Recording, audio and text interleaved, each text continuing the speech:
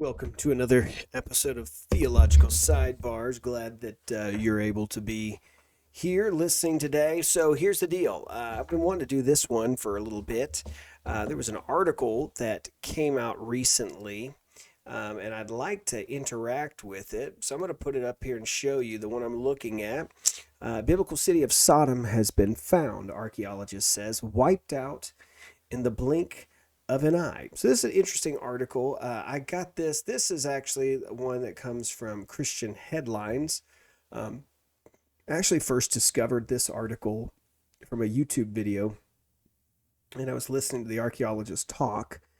So look, I just want to read through this with you. I think this is a fascinating thing. So growing up over in that area, there has been a discussion of, we don't know where Sodom and Gomorrah are. Obviously, they were destroyed, but where do they exist? Where were they? Where were their locations? Some have always speculated somewhere. It's got to be somewhere in that Dead Sea region, and it used to be they think, well, maybe there was something under there, under the sea, and it's a difficult kind of place to explore, but we found that there's really nothing there. And so question is, do we have evidence somewhere where these sites are? So this actually, if you see, this article came out, this was July 10. So let's just work through this. Something came out this summer. An archaeologist who claims to have located the city of Sodom says the location matches the biblical description and that the on-site physical evidence, including glazed pottery, supports his case.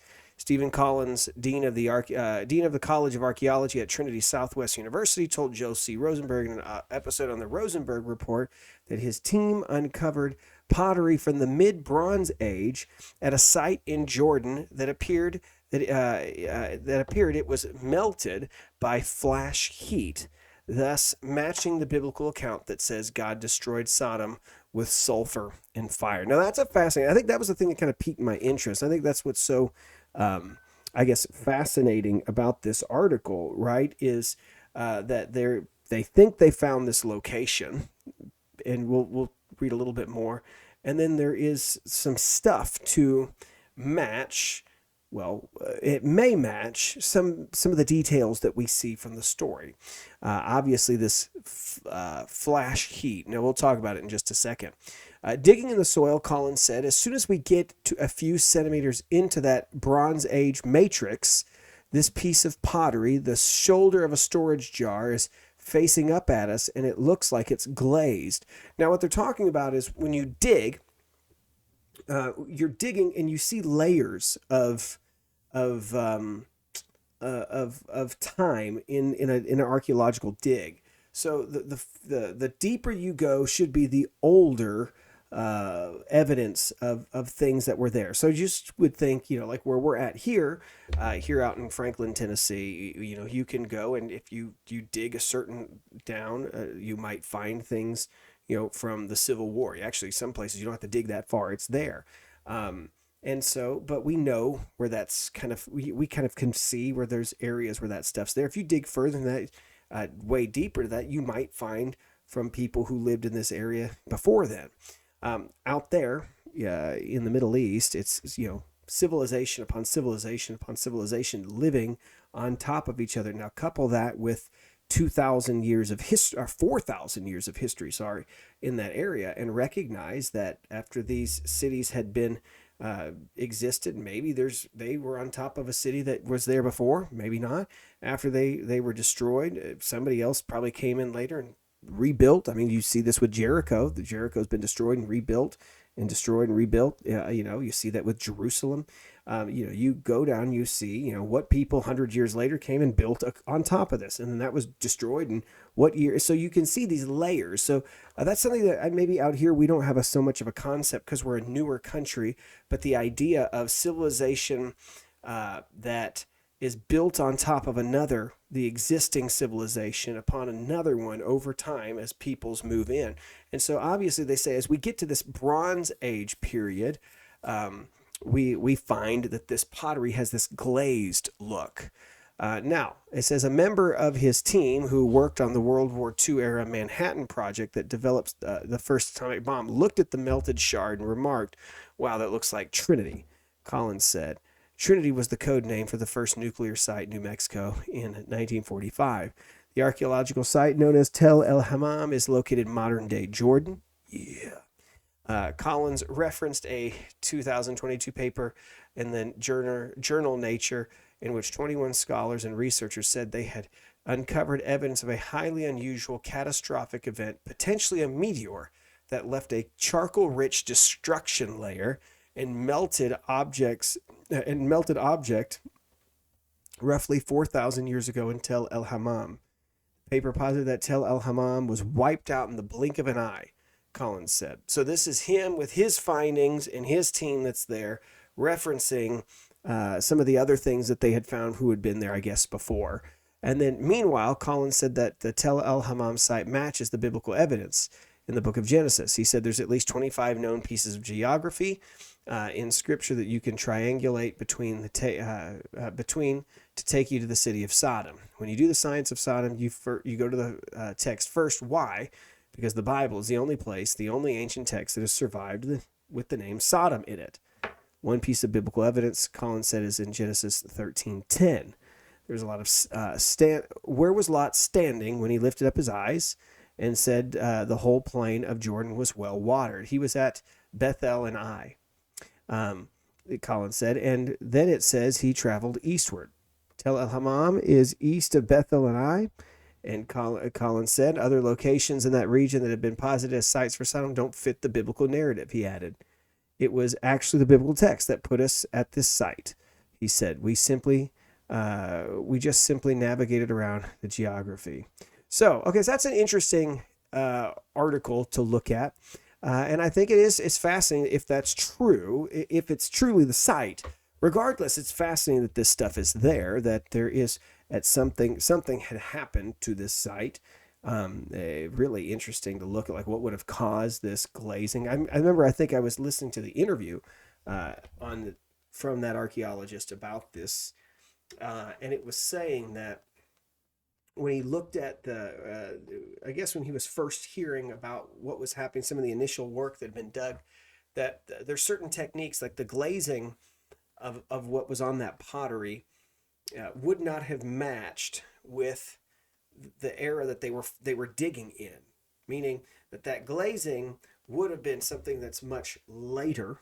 It was a later technique. It would not have been and should not be in that, meaning that either you had a really corrupted site, which it seems to be they're saying is not the case, or you had some catastrophic heat event that just melted, like the guy who said it looks like some of the stuff from with the tests that they were doing. And so that's where people have said, yeah, it looks like it was some sort of like atomic bomb almost that was dropped, which, if you begin to look at the fire and brimstone language of Genesis, it's a piece of evidence that could fit.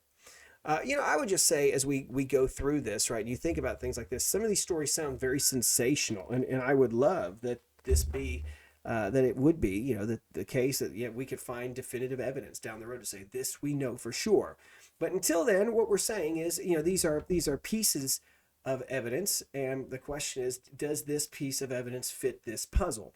And this guy seems to be fairly sure.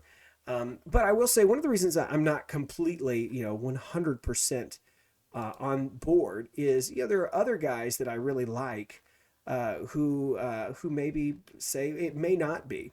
Now, that's not to say that they're right all the time, but one site just personally that I like looking at, and I'll show you here, is the Associates for Biblical Research. I don't think you can see at the top. Maybe you can't. Yeah.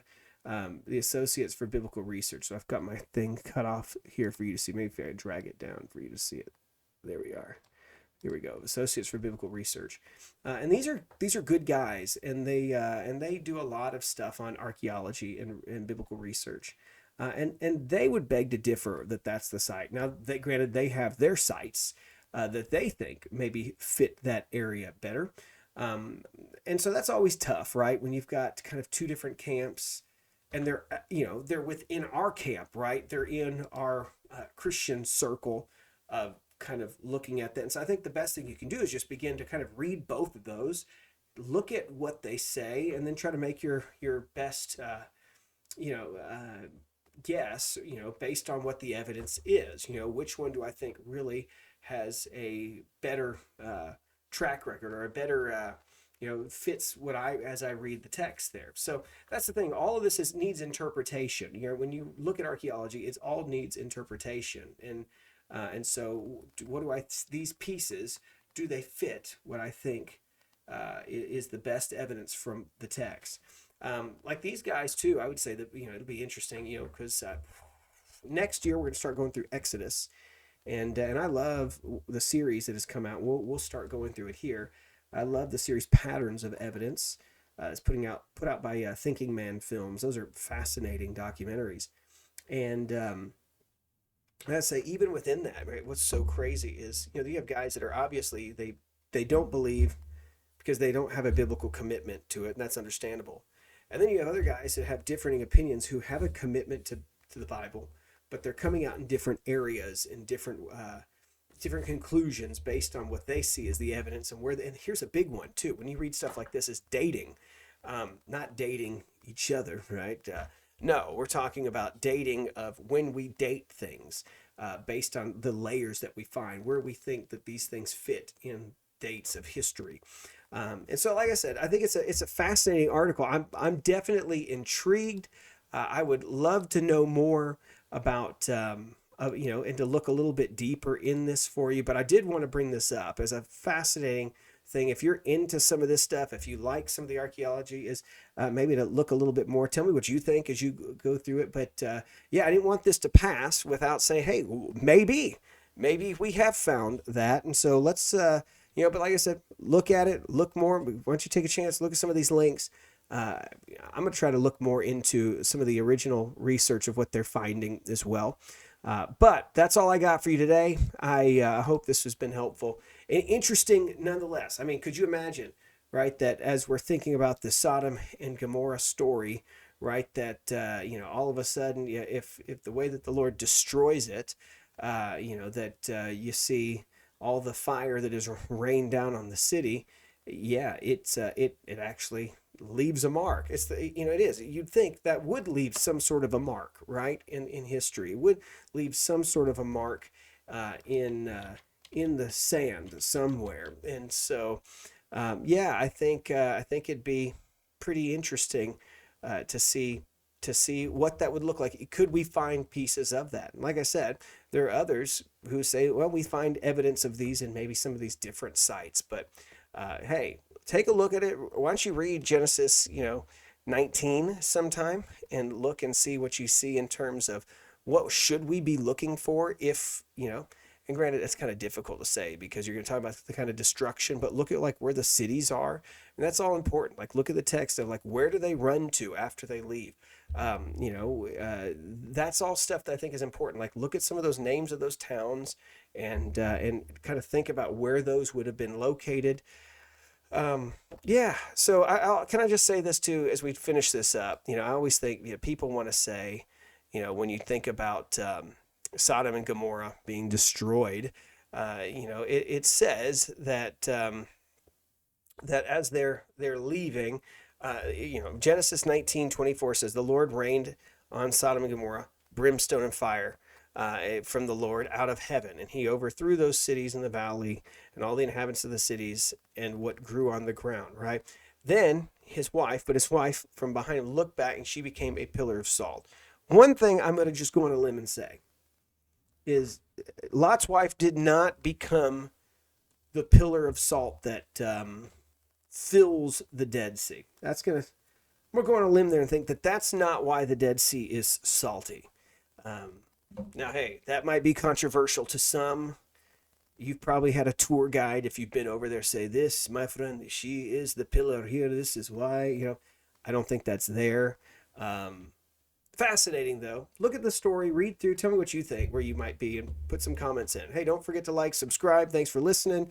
And like I said, this article I found, if you just look up, by the way, Stephen Collins and Sodom and Gomorrah, you should find some of these sites. You might find more, but like I said, the one I'm reading from you right now was actually from a different article that then sent me to this one. So this is from christianheadlines.com. Biblical city of Sodom and Gomorrah has been found, archaeologists say. Wiped out in the blink of an eye. All right. Talk to you guys later. Bye-bye.